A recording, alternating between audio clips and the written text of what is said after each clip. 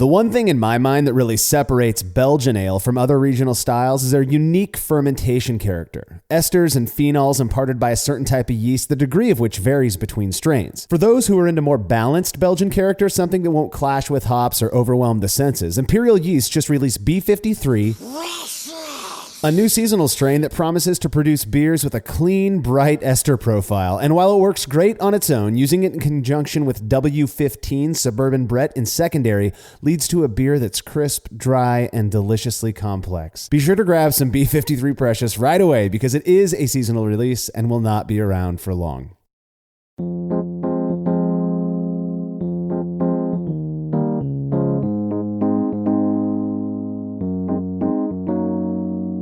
The most commonly used base malt in brewing is made from barley, a highly enzymatic grain that has over centuries been tamed by maltsters into a very predictable ingredient that imparts flavors ranging from bread crust to pumpernickel toast. As most brewers know, other common cereal grains can be malted and used in brewing to impart other unique characteristics you just can't get from barley. This is the Brewlosophy Podcast. I'm your host, Marshall Schott, and contributor Matt Del Fiacco joins me today to talk about the use of rye malt in beer. Yeah, barley is definitely the star of the show, like you mentioned, in terms of like the cereal grains that we find ourselves using in brewing. But rye has been used for quite a while as a supplementary grain in the brewing process, and even a little bit like dominant on its own. So there's a lot of reasons that barley has worked out to be that predominant grain that we end up using. But yeah, rye in and of itself is a huge contributor to what we can do. And it's, it can be a really prominent grain and it lends its own character, or it can be sort of supplemental. Yeah. No, I agree. When I first learned that brewers were using rye in beer, I was initially really hesitant because I wasn't a huge fan of rye bread, which I later learned had to do more with the fact that rye bread has caraway in it, typically, than it does the rye. And so, but then it wasn't until I tried Sierra Nevada's Ruthless Rye, I think it came out in 2012, that I realized what I was missing, because that beer is absolutely delicious. I still love it. I buy it every time it's out. In fact, I think it just came out recently. But I was inspired to start playing with rye myself because of that beer, and I've since used it many times and have developed my own set of beliefs about rye, and still enjoy using it. So, hey, I wanted to let everybody know we're getting closer to the BYO Boot Camp 2019 in Asheville, and by closer I mean we're like a month away at this point. It's happening March 22nd and 23rd. It's going to be a lot of fun. In fact, Denny Kahn, Drew Beecham, and I have been talking with a local brewer out there recently. We just settled on the experiments that we're going to be serving during our seminar. You don't just get to come to our seminar, you get to pick another one, hang out with somebody like Gordon Strong or John Palmer or Michael Tonsmeyer all day long. And you get two of these seminars. It's just a cool event. Plus, we're going to be in Asheville. Crazy beer scene there right now. It's just blowing up. And you're going to be hanging out with dorks like us. So you can register over at byobootcamp.com. And if you do it before February 22nd using code BYOBootcampBrewlosophy, you'll save $100 off of registration. So good deal there. We'd love to see you out in Asheville for the BYO Bootcamp 2019. If you're a fan of Heady Topper and the brewery that it comes from, The Alchemist, don't miss your opportunity to ask questions from the dude behind it all, John Kimmich, who's going to be sitting down with our patrons this coming Saturday, February 16th, to answer questions for about an hour. Credited as the person who spearheaded the whole hazy IPA thing. This is bound to be a good one. Go to patreon.com/brewlosophy to learn about how you can be a part of this event, as well as receive other cool rewards like unique discounts to YakimaValleyHops.com, never before published recipes, and a whole host of other things. Again, that's patreon.com/brewlosophy. And if you wouldn't mind using the links found at brewlosophy.com/support when you do your online shopping, we'd appreciate that as well. Thanks a heap to everyone who's chosen to support us in those ways. All right, feedback this week is brought to you by Brewers Hardware, who have an array of amazing purpose-built stainless brewing products to improve your brew day. Anyone in the market for a turnkey pilot brewery of the highest quality has to check out their new BH15 single-tier system. This thing is gorgeous. It comes with hard plumb manifold to eliminate all hosing changes during the brew process, and it has just a host of other options as well. Head over to brewershardware.com to check out the BH15 as well as all of the other rad stuff that they offer, and make sure to mention that you heard about them on the Brewlosophy podcast to receive a free gift. Again, that's brewershardware.com. Okay, listener Duff Howell wrote in with a comment on the recent Cryo Hops episode. He said, I'd expect the cryohop process is liquid CO2 extraction, a process used quite a bit in the extract industries that often cater to other natural products or the natural products demographic. The plant, hops in this case, is soaked in liquid CO2 under pressure, and the pressure lets the CO2 stay liquid at or near room temperature. Same idea as making vanilla extract with an alcohol soak. Liquid CO2 is a pretty good solvent with less downside to human contact than organic chemicals. Soaking hops in liquid CO2 pulls the target lupulins and some other liquids out of the plant material. Drain the liquid, drop the pressure, the CO2 boils off, leaving the concentrated extracts and a bit of liquid. That'd be my educated guess based on hearing about the process from an integrated medicine doctor about the process. I'm not sure this is the process used for cryohops. I know that there are liquid CO2 extracts, hop extracts out there, and I do believe this is how they do it. My understanding with cryo, again, it is a proprietary process that YCH isn't talking much about, but from what I've read, they do use CO2 to freeze, basically flash freeze the hop, but then they tumble it to get rid of all of the that plant matter in some way, and then keep all of the lupulin glands and all of that stuff. I'm just not sure. Matt, maybe you know something about this? No, especially not about the cryohop process, like you said. Like that's kind of under. I think that's pretty under wraps. I don't know. Yeah, so I don't know too much about that one. But like you mentioned, I definitely know that like that process is used in the production of hop oils.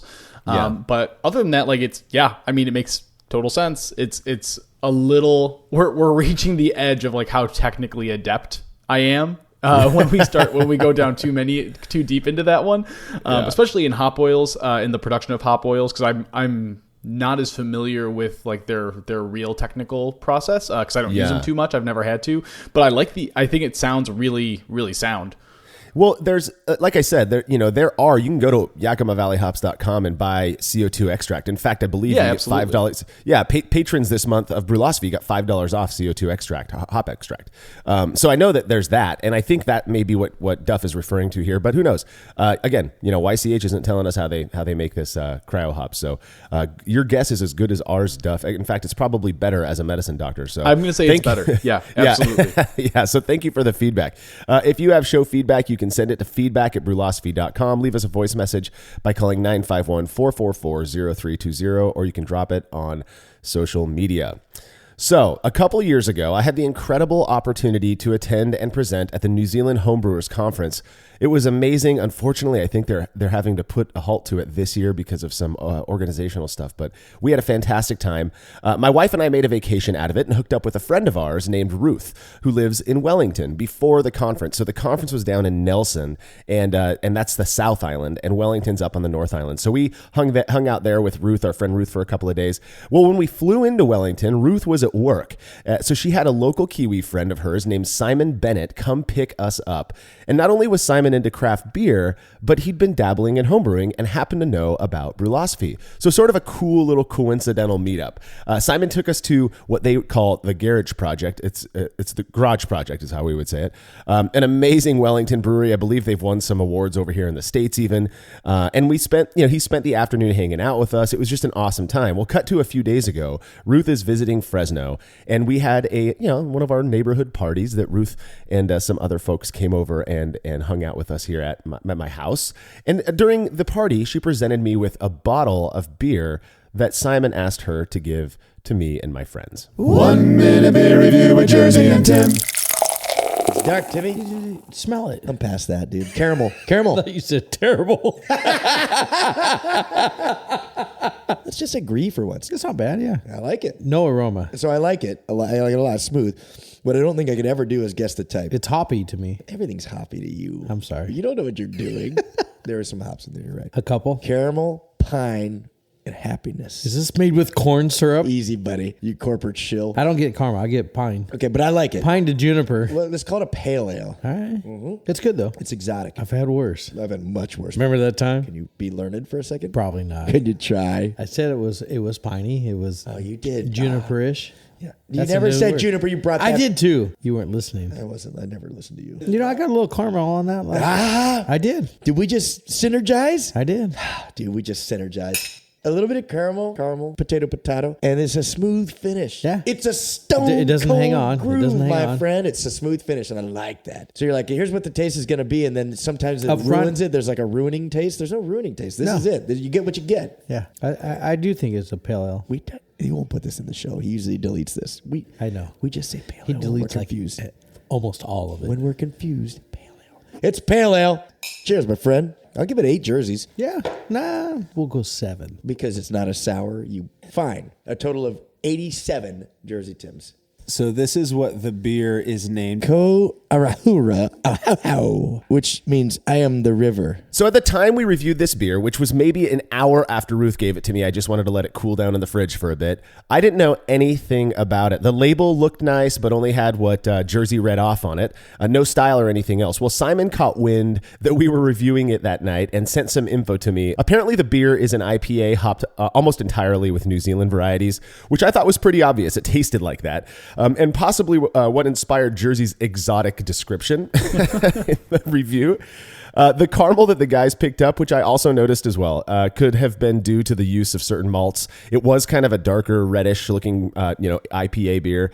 However, it may have also been at least partially a function of the fact that Simon brewed this beer back in September of 2018, so not necessarily the freshest example. Either way, we drank the whole bottle. Definitely was not a bad beer, though I have to believe it was probably better 4 months ago. Yeah, absolutely. It sounds like it'd be really good to try, and especially like some of those the hop characteristics they were describing, like definitely sound really, really pleasant right now. So yeah, I was so excited that Simon, he's also a patron of ours, which is just super cool. A lot of support from him. That he had Ruth mule a bottle of beer back to Fresno for me all the way from New Zealand. That was pretty sweet. So hey, Simon, we love you, man. Thank you so much for the beer. And listen, these New Zealand hops are crazy good. New Zealand, all of the down under hops, the ones that come from Australia and New Zealand, they are awesome to the point, and they're so unique. I mean, you read the new BJCP guidelines. There's a New Zealand Pilsner now, and that was, I believe, inspired by Gordon Strong's experience with these Pilsners that they're making with these delicious hops down there, and because he was with us during the New Zealand Homebrewers Conference. So all kinds of cool stuff. Get your hands on some of those hops and make some tasty beers. All right, if you want your beer or any other fermented beverage reviewed by Jersey and Tim on the show, you can email me, marshall@brulosophy.com, and we will get you all set up. All righty, we'll be back in just a bit.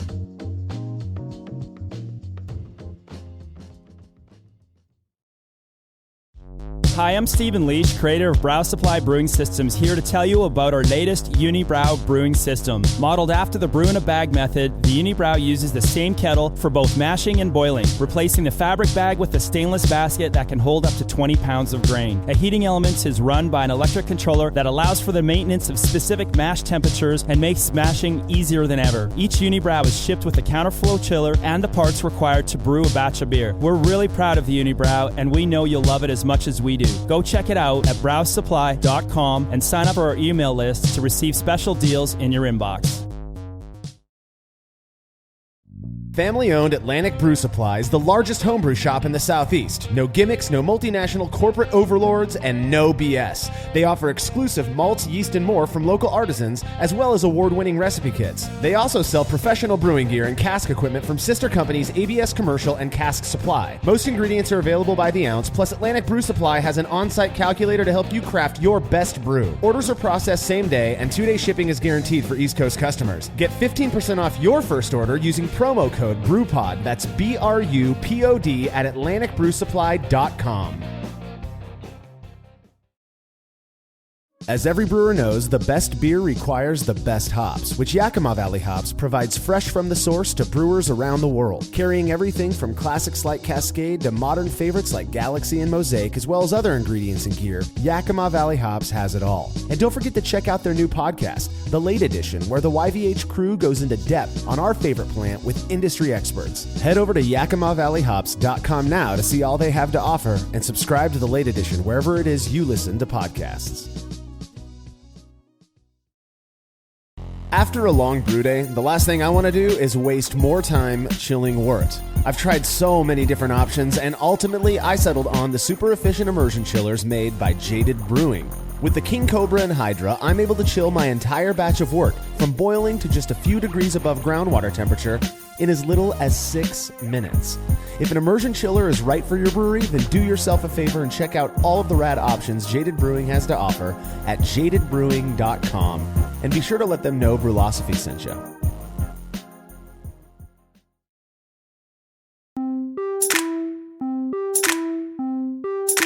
While rye has been used to make beer for quite a while, particularly by German brewers, it seems to have gained popularity as a complementary grain in more modern styles over the last 10-ish years or so. Yeah, the use of rye has definitely skyrocketed in terms of its use in beer. And actually, when I was like doing some research, I actually saw it referred to as the rye spike, or the rise of rye. There was definitely like this marked moment where we started using a lot more rye. But like you said, like rye has actually, it's been used in the production of beer for a really long time, like historically speaking. And I know you just like, we'll just dive into the German portion of it because like that's what you had already mentioned. But the German style that we typically hear this in is a historical style called Roggenbier. And so Roggenbier is effectively just a German style made with at least 50% rye as its fermentables. So everyone, and like we said, like this is a historical style, quote unquote. It's, still very much so a style. It's a weird qualifier to put on things, but everyone knows the Reinheitsgebot, the German purity law, and one of the reasons that was put into place, I'd probably argue like the primary reason that was put into place was the restriction of ingredients in beer production, so that they could have like wheat and things like that for bread. Right. It obviously, like, did you want to drink beer? Absolutely. But was it more important that you ate food? Like, yes. Like just for a society. So restriction of things, the purity law effectively in Bavaria and then eventually all of Germany restricted the use to like hops, barley, and eventually yeast once they realized that was a thing they needed. But a big part of that restriction, rye fell into that category, right? Of the wheat products, like the other cereal grains. Yeah. So we lost Roggenbier effectively. But it's recently seen a huge resurgence. There's a bit of a loosening of those rules. I've heard it pronounced Roggenbier and Rogenbier. I don't know which one is more accurate, but Roggenbier is just my understanding of it. I've only tried it one time, and I was not a fan of it. But it is essentially a rye version of a Hefeweizen, right? I mean, you're using that Bavarian Hefeweizen yeast. You kind of mixing that the viscosity that you get from rye, which we'll get into that a bit later, but that with the characteristic flavors that you get from using rye with the kind of more Hefeweizen stylish, yeast characteristics and whatnot. Exactly, and I mean, and like we said, like there's other besides the Roggenbier or Rogenbier, it doesn't matter to me. Besides those, like we have Kvass, which is a Russian kind of sourish, low ABV beer, and that historically contains some rye. Sadi is a Finnish style that is actually seeing a little bit of a resurgence in the U.S. and the States. I think just due to the BJCP update. Like we're just hearing more about Sadi, and that sometimes contained rye, like just as a function of what was around. So we've really recently in the States, we've seen this big resurgence, but rye's been used for a while, like quite a bit. Yeah. That's at the very least, it's not a new ingredient. No, it's been around for a while. Well, absolutely. So obviously it differs from barley malt, it differs from wheat malt, and it differs from oats. I would say that those are probably the most commonly used grains in brewing. Then you've got your corn and rice syrup, of course, but we'll leave that alone. Different episode. I prefer corn syrup, by the way. That's but how in what ways does rye malt actually differ from, say, barley? Oh yeah, sure. I mean, the obvious difference is that it tastes different. Right. That's the easy answer, is that it contributes something different to the beer. But there's kind of, besides the obvious, which is that kind of two primary things that set it apart from, let's say, barley, because barley really is, like we said earlier, like the star of the show in terms of our use of cereal grains in brewing. Kind of like wheat, rye is huskless. So So barley has a husk, and it's really actually super important to the brewing process. It's one of the reasons that we talk about grain crush being important, is because, a quote unquote properly milled grain leaves you with a collection of those husks that can properly act as a filter for the grain bread. So as the wort is drained and as it's going through it, it's able to act as a natural filter, a really efficient filter. Because rye doesn't have that. If you were to mash a beer like at 100% rye, it would likely be really cloudy, just from the fact that filtration isn't taking place. Well, and depending on your mash tun and your lautering device, you're also highly likely to get a stuck sparge. In fact, the only stuck sparge I ever had back when I was batch sparging with like a stainless tube in my mash tun was when I did I think it was a 22% rye pale ale or something like that. Yeah, that's absolutely, and that's kind of the point number 2. That's the huge thing that that sets rye apart in this comparison, is that its beta glucan content is very high.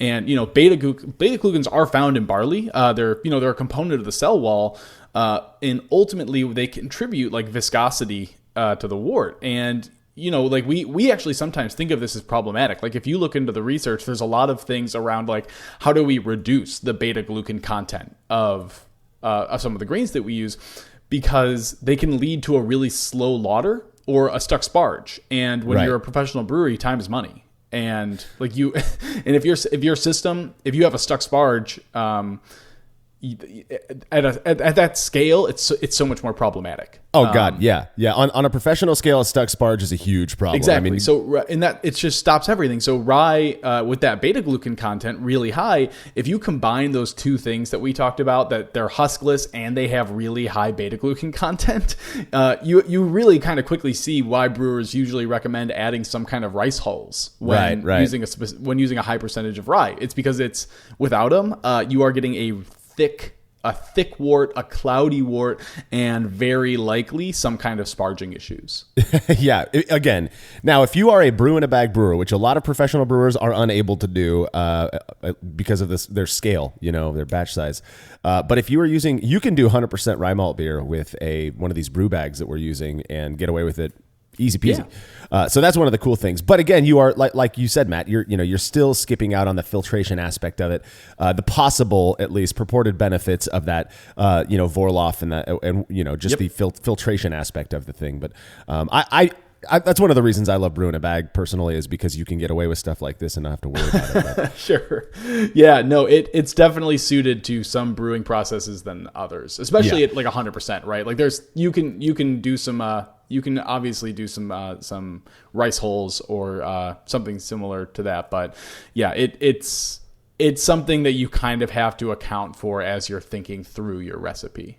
Absolutely. I think it was James Spencer, from Basic Brewing Radio, who did like 100% rye malt beer and said that it had the texture of snot or something like that. So, I mean, it really is that beta glucan thing it's an amazing thing, and it can add a lot to beer, in terms of body and mouthfeel and whatnot. But it's like you said, it's something you got to kind of keep in mind and use it as I view it kind of as that lever, like how much of these characteristics do I want? Well, there are different types of rye. The focus of this show is mostly on rye malt, but what are these different types of rye? It seems like it comes in the same way. You can get oats, malted or flaked or whatever. Yes, yeah. I mean, that's the two most common that we'll see is a malted rye or a flaked rye.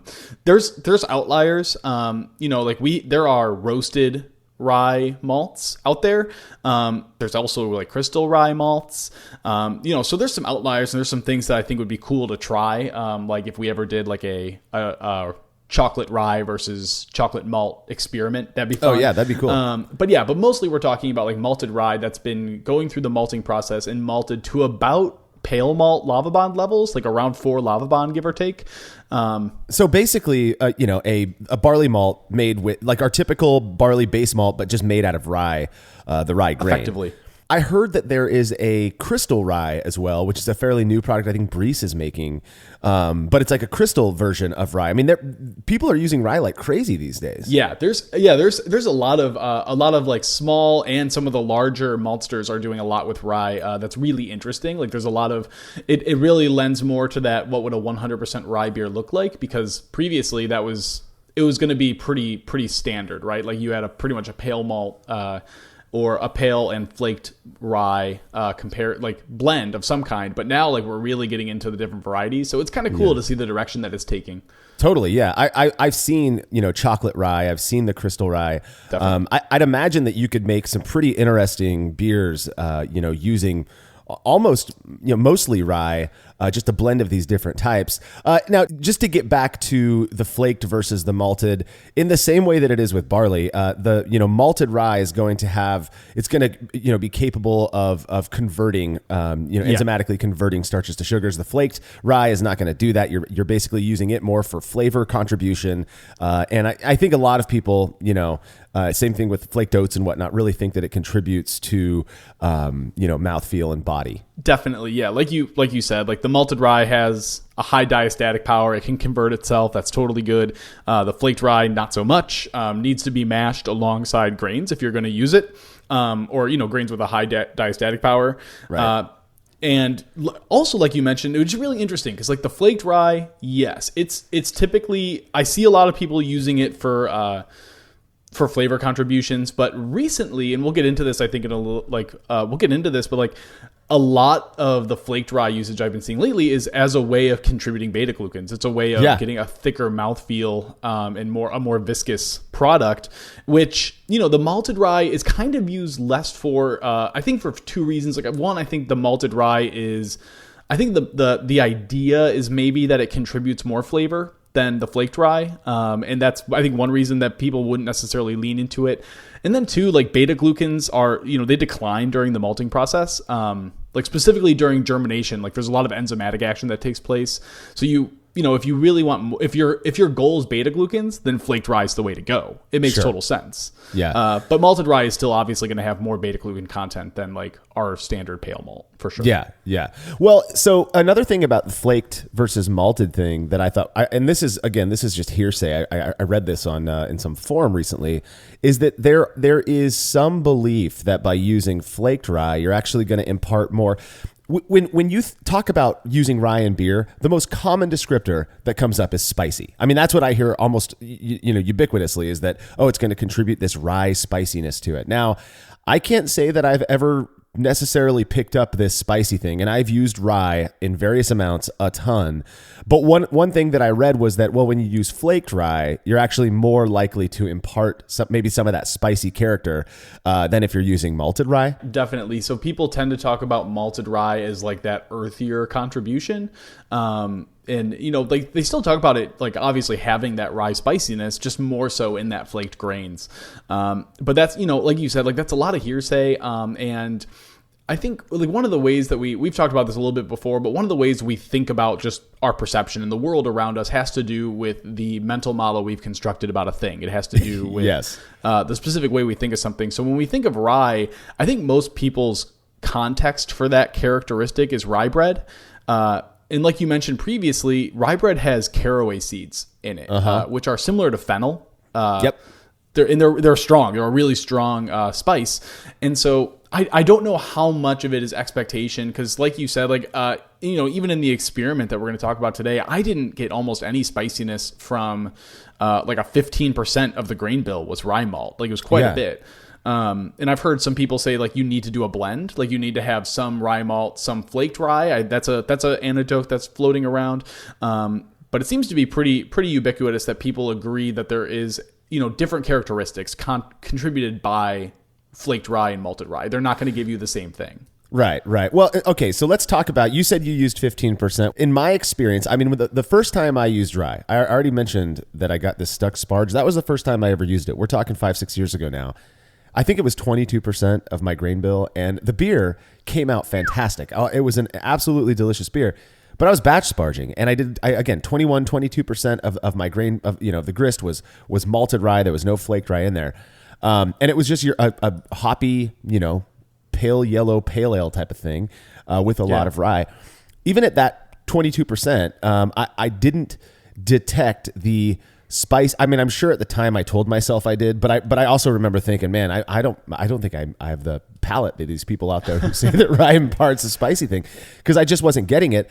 But I loved the beer, and I did feel like the beer was certainly different than other pale ales that I made without the rye, and it really did start me down the path of going, man, you could use this grain for all kinds of cool styles. Absolutely. Pale ale, I think pale ale and IPA, obviously. I think Denny Kahn's got a popular rye IPA recipe floating around out there. I've tried from other people, brewing it many times actually. A lot of commercial brewers are making IPA and pale ale, but you got styles like porter and brown ale that rye works really well in too. Definitely, like I said, usually recently when I've seen people doing rye, it's actually as a way to get the beta glucan content, and something like an imperial stout. I think it was just on a forum once, Mike Tonsmeyer described it as motor oil in its contribution. And I mean, really, that's the big thing, right? So it'll do that. But we also have things like rye saisons, which have a good portion of malted rye, and they're delicious. They've got a good dryness to them still, but they're earthier.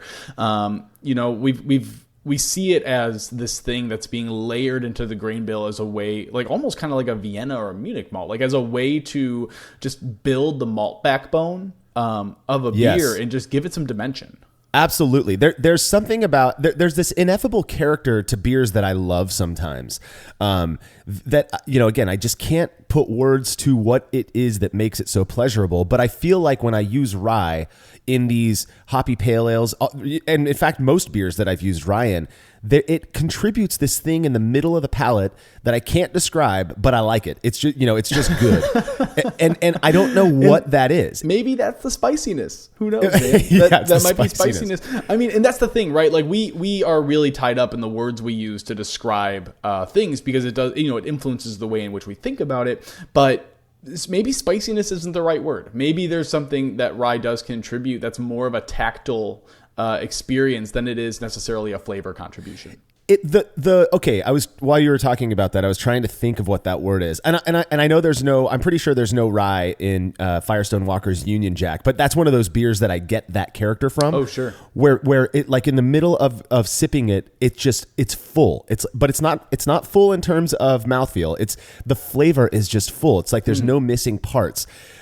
For people out there who have never used rye in a beer and who we've sort of influenced to maybe consider doing that, give it a shot. It's like most grains, it's pretty cheap, and you only need to use 10-15%. And I really do think that you can get this. We're going to talk about the experiment that we did in a bit, but that you can get this cool full flavor out of beers that may otherwise, one of the biggest issues I hear from homebrewers is, well, it just kind of has this thin flavor. It's not all there. Maybe rye malt's the ticket. Yeah, layer something in.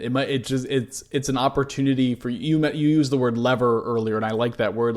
This is just another mechanism we have at our disposal to try to tweak our beers to our preference. And this is absolutely, I think, based on the experiment, but then also based on other rye beers I've had, and given how many varieties of rye malts and unmalted ryes are being used and produced now, there's a lot of opportunities here to see how it works. Definitely. Well, and for those who have been listening to the show for any length of time now, the guys Jersey and Tim did a review of a rye pilsner a few episodes back.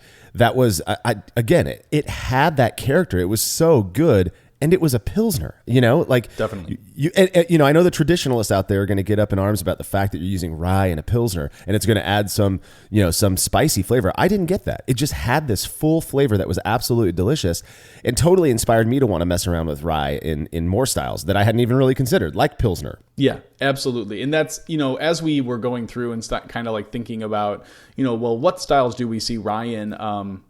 I'm going to liken it to Munich and Vienna. So for those listening, I do not think rye tastes or acts like Munich or Vienna. That's not what I'm trying to say. What I'm trying to say effectively is that, we think of what style is rye appropriate in? I think in varying percentages, you could probably make it work in just about any style.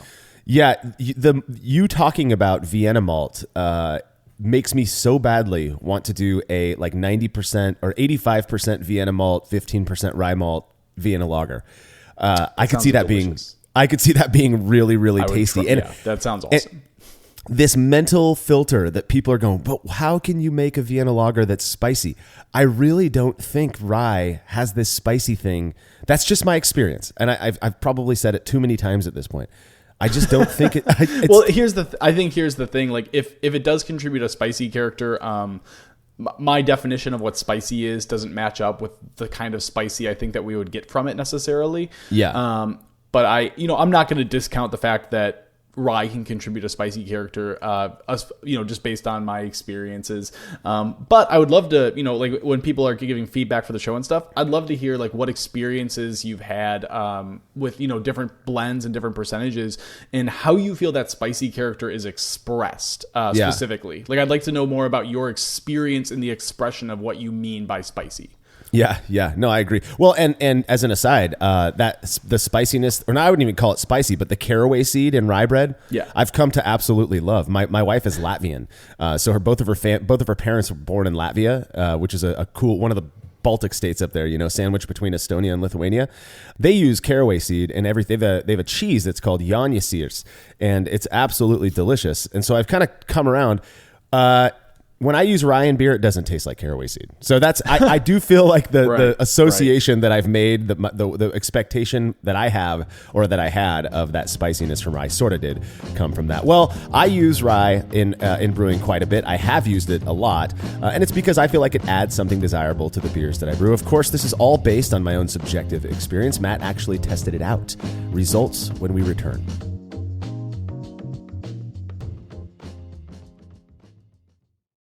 Have you ever thought about adding a port to your kettle but held off because you didn't feel like drilling into your gear or sending it off to have someone else do it? From the makers of the super fast counterflow chiller, the Exchillerator, comes the Hangover, the easiest way to add extra ports to your kettle as well as countless other options. Mount a faucet to your keg for easy portable pouring. Set up the perfect whirlpool arm. Hold a heating element in place. All of this and so much more without permanently modifying your gear. Manufactured right here in the United States, the Hangover offers brewers too many convenient solutions to list here. So head over to Exchillerator.com today to see what the Hangover can do for you. When dumping wort-soaked grain and leftover low-gravity wort while cleaning up after a brew day, do you ever wonder what your true efficiency would be if that wort made its way to the kettle instead?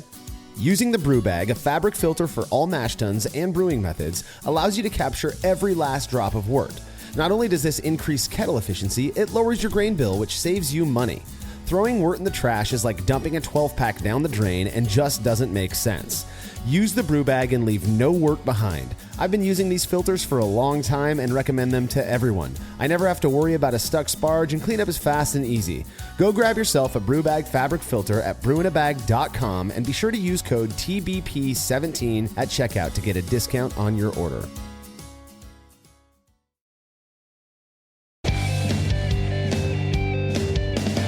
Compact and simple to use with a small footprint for brewing indoors, the Grainfather makes it easy for you to brew professional quality beers at home. The Grainfather is an all-in-one brewing system that lets you brew all grain beer in a single compact stainless steel unit. It uses an electric heating element and pump to maintain a constant temperature and to circulate the wort during the mashing and cooling stages. It also comes with a counterflow chiller to reduce chilling times and produce high-quality wort. And now, with the addition of their conical fermenter, the Grainfather takes things one step further by offering homebrewers state-of-the-art temperature-controlled fermentation just like commercial breweries use. And with the Grainfather Recipe Creator and Connect app, you can easily design a recipe, sync your brewing system with your phone, and then just sit back and relax as the app takes over and assures that you maintain your scheduled mash temps and boil schedule. Head to Grainfather.com to purchase your all-in-one brewing system today and to sign up for their free recipe creator tool. Once more, head on over to Grainfather.com, that's Grainfather.com, and get started today. So I've been hanging out with brewers and craft beer nerds for a long time now, and while we do occasionally have our differences, one thing it seems we all share is a love of learning and trying new things, as well as saving a couple of bucks. Well, right now, Craft Beer and Brewing is helping fans of Brewlosophy learn more while saving some coin by offering 20% off the price of a subscription to their awesome magazine. Chock full of brewing insights, tips, and recipes from industry experts, Craft Beer and Brewing is seriously great. I read every issue page to page myself. To get 20% off your subscription, all you have to do is sign up at beerandbrewing.com/brewlosophy.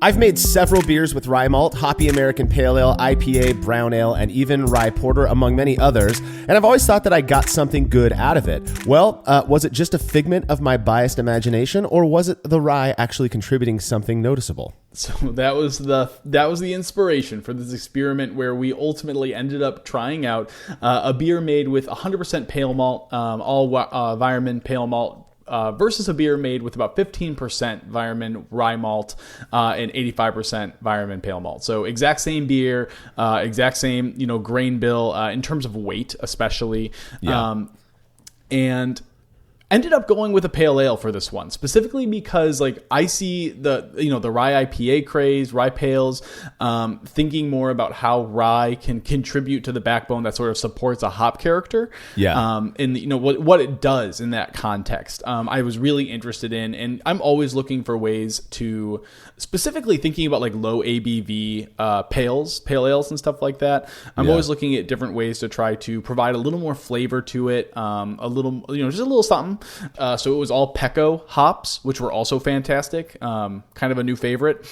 But, starting gravity of 1053, and I use the same crush. People talk quite a bit about, rye being smaller, obviously, as a grain than barley, and so that you need to have a tighter mill setting.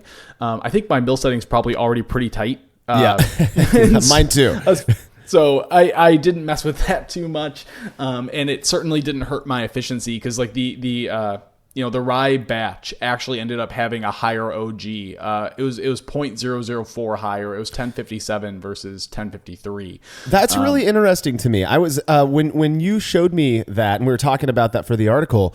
I was a little bit perplexed as to why the rye malt beer would come in so much higher, given what we, at least what the belief is about, the enzymatic power of barley malt. Yeah, absolutely. I mean, rye, malted rye has enough diastatic power to go through this. So and to self-convert and all that stuff, right? Yep. It perplexes me a little bit as well, why those differences were what they were. Yeah. But well, and you used 15%. We agreed on that as a crew because that's a fairly common percentage of the grist that people are going to replace, malt or barley malt with some rye malt or whatever that is.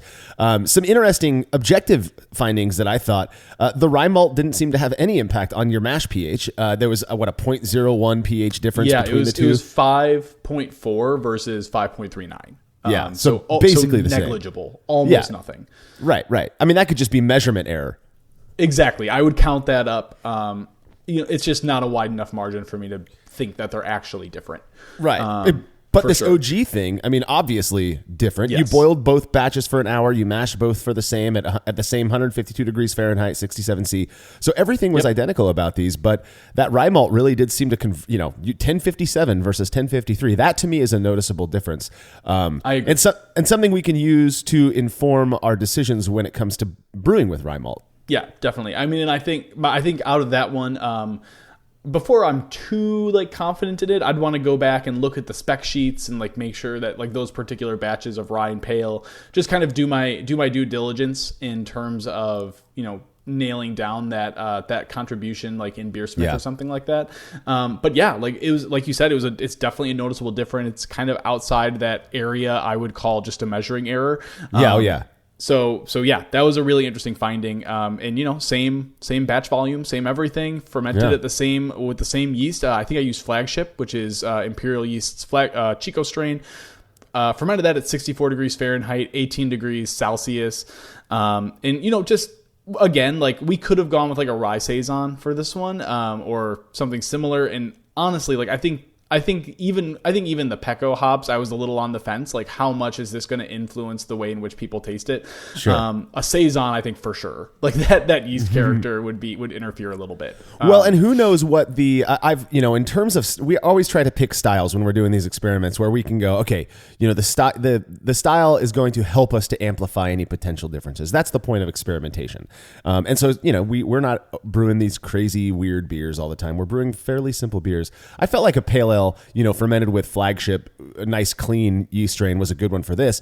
But I do have to wonder, what interaction would say a saison yeast strain have with the stuff that's imparted by rye malt, and would that react in a different way to amplify some sort of a different characteristic imparted by the rye malt?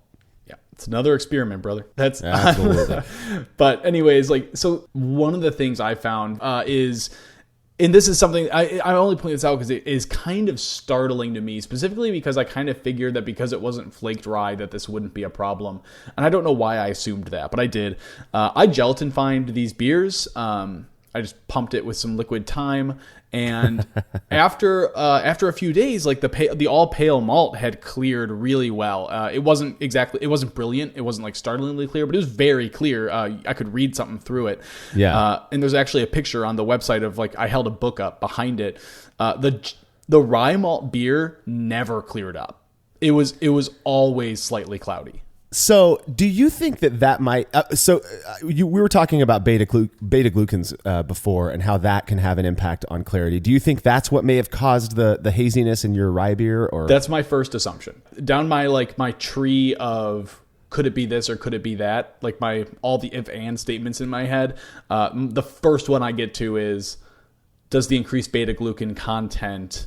Which we should, if it is the beta glucan content, we should see that in other regards. It shouldn't just be that it's a little cloudier. It should also be mouthfeel. Like we should, because a little amount of beta glucan, it's viscous. Very. Yeah, exactly. Well, I was wondering, we've talked about these different mash rests before, and one of them is a beta glucan rest. And I wonder if you had performed, or if a beta glucan rest, the purpose being to break down those beta glucans, right? Right.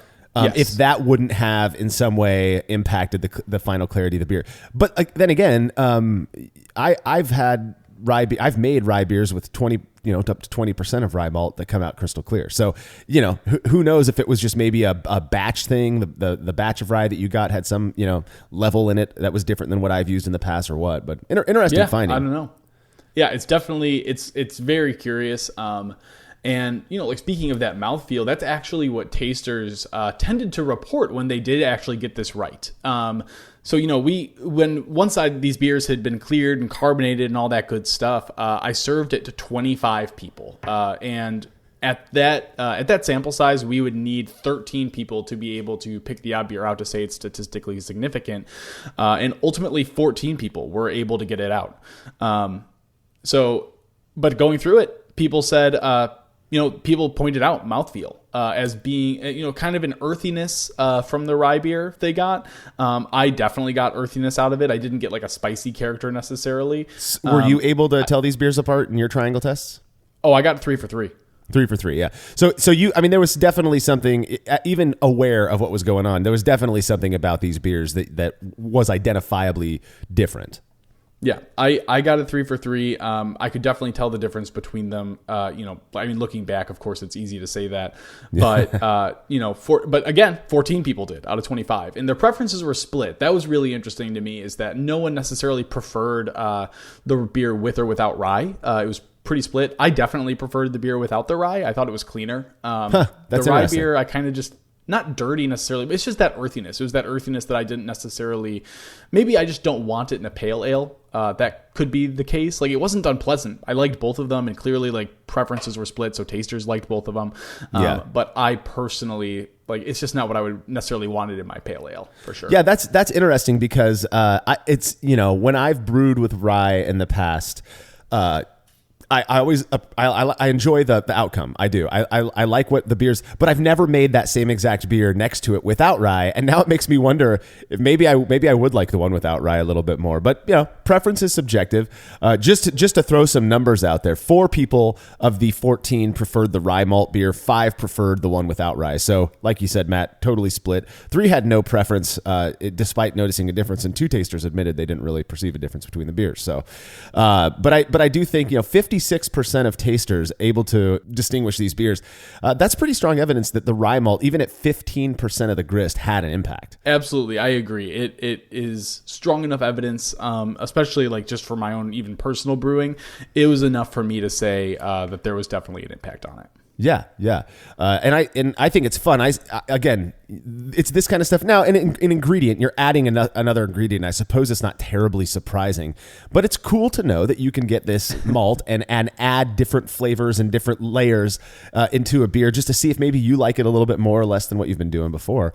I love it. I'll keep using rye malt in my brewing. Honestly, like I kind of mentioned before, like in trying to figure out like better low ABV pales and low ABV beers, just the mouthfeel contribution from the rye, I think was awesome. So that's where I want to start exploring more is like, how do I layer this in, and in what percentages is it right where it should be for getting a full-bodied 2% beer or something similar. Yeah. Well, what I was thinking about, what styles could I, just in terms of the mouthfeel contribution from rye, what styles do I think, might be neat to use rye in, again, specifically just for that. So, assuming that you don't get this, spicy or earthy character, I was thinking something like a light lager almost, or like a Leichtbier, a German Leichtbier. It might be kind of cool because those beers, one of the difficult things with those, you make one and it can be kind of thin. It might be kind of cool to throw 5%, 10% rye at it, along with your just basically Pilsner malt. See if you can't bump up that body a little bit. Definitely. I think there's a ton of opportunities for it to be utilized for not just for like obviously the spice contribution or the earthiness contribution or whatever we want to call it. And obviously like what it gives to the body is super valuable. All right, well, we've got some comments from people who read this article that we're going to go over. First one comes from Will Allward. He says, I like your idea for using rye and session strength beers. Do you think it would work well in English-style beers? I've seen it used in Saison and IPA, but I don't recall seeing it in any English beers. Curious to hear your thoughts. I actually just had Sierra Nevada's Ruthless Rye IPA last night. This was about a year ago. So this article is timely. Also, do you think a beta-glucan mash step could have helped with clarity? So a couple questions here. What do you think about using rye malt in English style beers? Yeah, kind of like I alluded to earlier. I think you could layer rye into just about any style, and the trick is going to be figuring out those percentages and figuring out the kind of rye and then how much of it. But I absolutely think that you could layer this into English styles. Like I've already thought about doing flaked rye for an old ale in terms of just mouthfeel. But then, obviously like porters, I think there's a ton of opportunity. Honestly, yes, like for sure. I think there's that. And also like the Pecco hops aren't, we wouldn't think of them as like English hops, obviously. They were pretty herbal, if I recall correctly. But that earthy contribution from the rye that I got, I think would be a really interesting character to mingle with some of the more like a East Kent Goldings or something similar. When I think about English style beers that I think rye might be a positive contributor to, I think English mild. I love a good mild. Unfortunately, a lot of the homebrewed milds out there that I've had really do come across as kind of thin, and some of them kind of have this watery thing going on. Man, a little dose of rye malt might, again, just up that mouthfeel, really give it that unctuousness that you expect in a really good English beer. Man, I would absolutely give that a shot, Will, if you haven't already. He also asks about the beta-glucan mash step. Do you think that would have helped with the clarity? We talked about that a little bit before. Possibly, right? Yeah. Potentially. All right, Tyson, I don't know his last name, left a comment. He says, I brewed an American lager with rye malt and laurel hops. Oh, yum. Laurel's Great so good. all-around flavor, I know. Despite a moderately high apparent attenuation, the beer was quite full-bodied. I like to think that has something to do with the rye malt.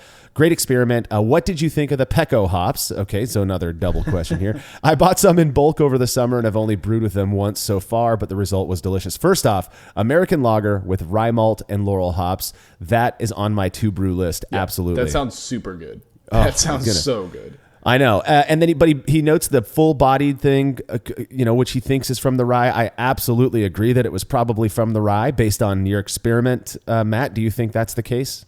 Yeah, I would agree with that for sure. And then Pecco hops. You've talked a bit about them. You said earthy, kind of maybe herbal. Not earthy. Like the Pecco hops, I definitely found to be more herbal. Mint is a common descriptor for it. I didn't get mint so much. That was, that didn't come through for me, but very pleasant. Like I really liked the contributions that Pecco had. I would definitely use Pecco again. I've actually, like, as we've been talking here, I've, like, in my head been playing with a Pecco rye saison idea. So Pecco's really pleasant. I definitely recommend giving it a shot, but don't expect something like a Saaz. Really, it's a category of its own.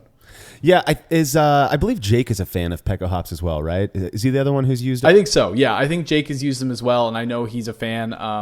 That said, I know he's not as much of a fan of Pecco as he is of Laurel. Laurel, Jake's all about Laurel. Like, so Laurel's fantastic as well. Yeah, Laurel's one of those hops that it's sort of made a name for itself, but it's still not hugely popular yet. At least in the recipes that I'm finding, it's so good. I mean, we did the Hop Chronicles on that one a year and a half. I think I sent that one into the guys at the Brewing Network, in fact, and even they were like, "Oh, this is good," Yeah. But anyways, we digress.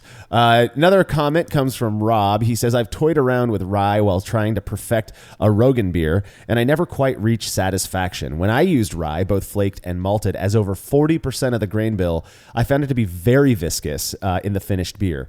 The mouthfeel could be described as, quote, slick, oily, and I found that an extended conditioning in the keg only slightly improved it.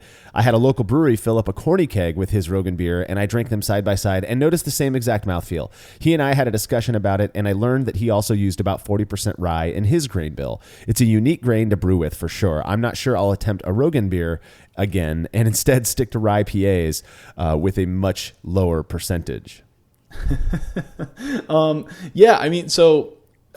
Rogan beers, I think I've been saying Rogan beer, but Rogan beer, they've definitely, my impression is they're supposed to be over 50%. So even more than what you're discussing. And honestly, I think at that point, I would actually be curious to know if you did a beta glucan rest. Because it sounds like at a certain point you got to consider how much of this do I want to try to break down? Yeah. And because I think especially over 50%, definitely time to consider how viscous you want this to be.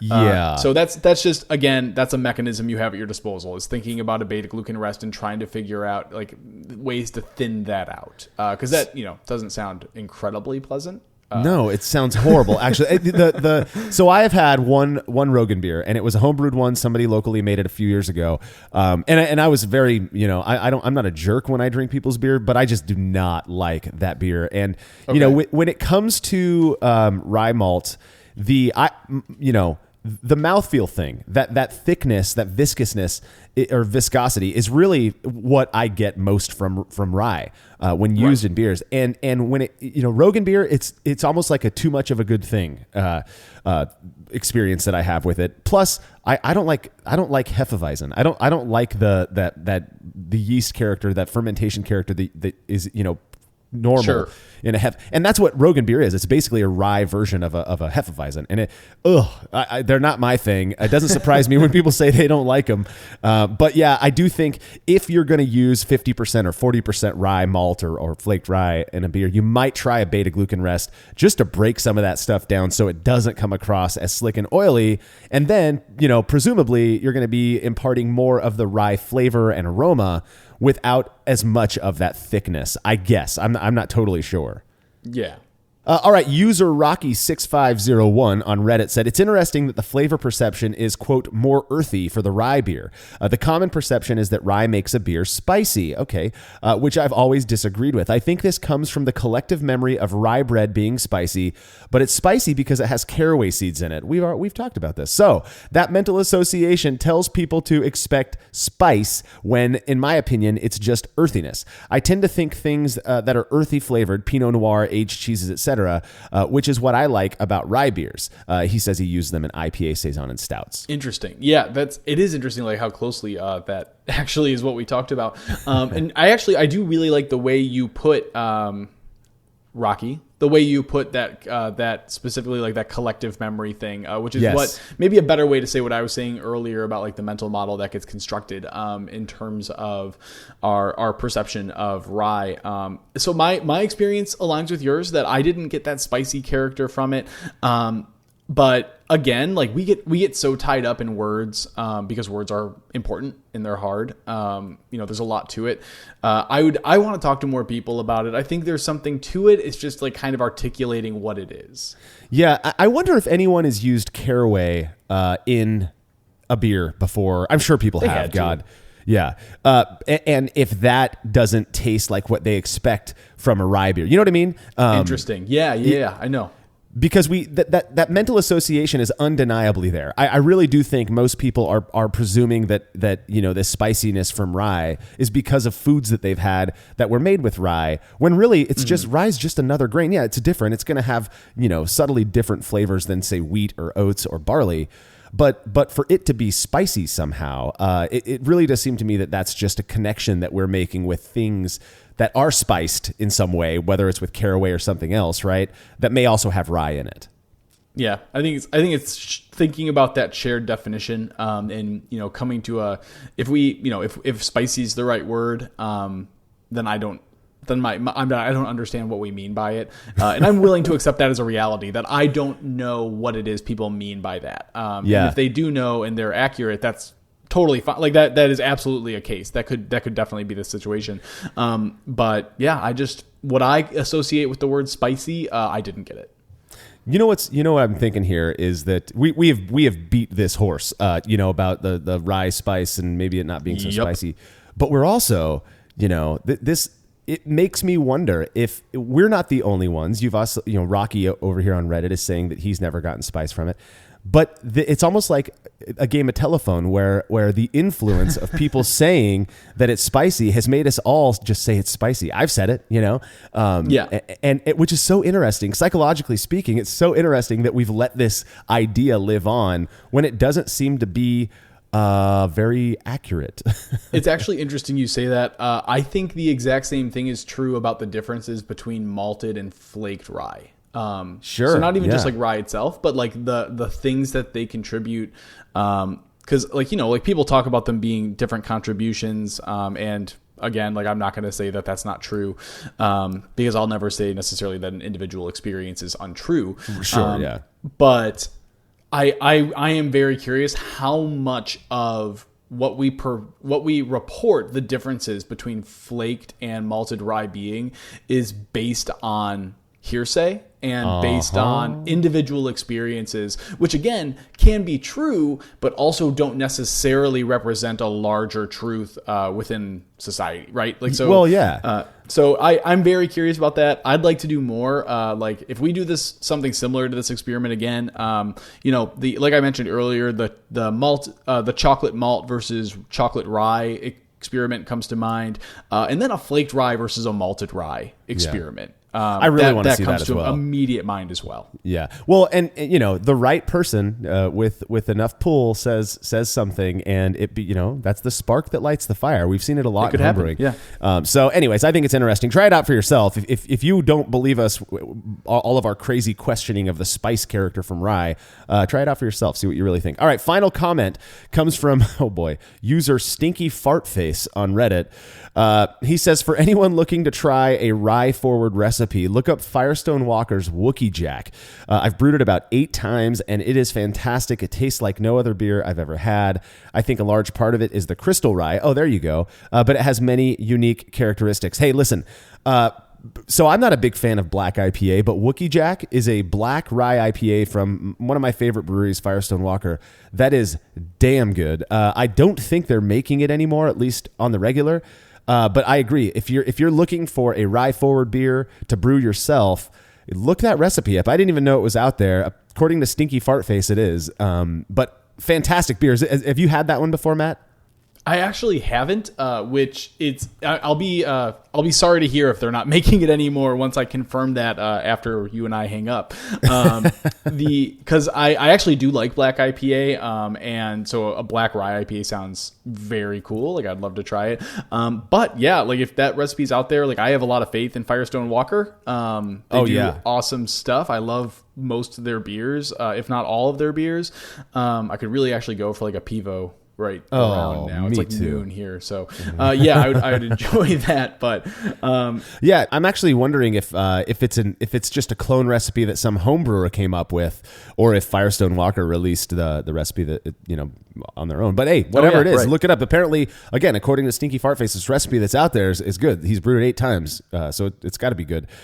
Cool. Well, Matt, that's the end of our show. We're out of time, and we spent a lot of time talking about rye malt. Do you have anything else for our wonderful listeners? I mean, again, like I'd love to hear about your rye experiences, and like maybe if you can help me build a better collective understanding of what we mean by the characteristics to describe rye. But overall, I think it's an awesome lever that we can utilize. Like it's just a good mechanism. I want to explore it more in low ABV beers, and I want to get into the different varieties that we are producing. So tons of opportunities. Awesome, man. Well, don't forget to head over to brewlosophy.com to read about the experiment we talked about in this episode and everything else we're up to.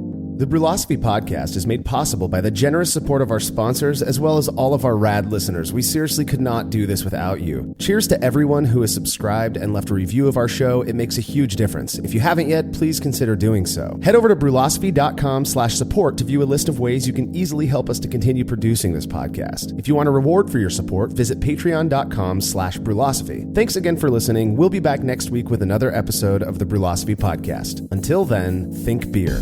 Start off the morning with some hot tea, lemon and honey cause it suits my throat. Put some herb in the bowl, yeah, it's homegrown. Ain't gotta go through the middleman no more.